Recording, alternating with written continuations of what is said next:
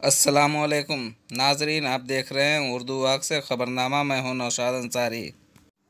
घोसी में इलाहाबाद बैंक की ब्रांच में बैंक मुलाजमीन की साज़बाज़ से 40 लाख रुपए के गबन का मामला सामने आया है, जिससे नाराज़ अकाउंट होल्डरों ने बैंक के सामने मुजाहरा किया और मुतालबा किया कि इस पूरे मामले की जांच कराई जाए और कसूरवारों के खिलाफ फौरी कार्रवाई की जाए। किस माध्यम से निकला था? और अंगूठा का निशान दिखा करके। तो उसके लिए बैंक वालों से आपने शिकायत की?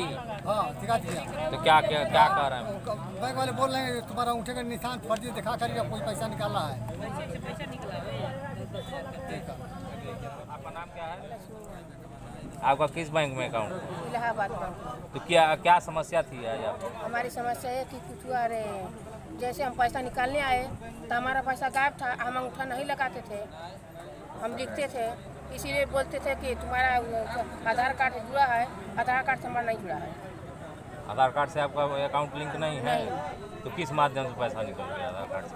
अब लोग बोलते थे कि अंगूठा लगाने से, तो हम अंगूठा लगाए नहीं।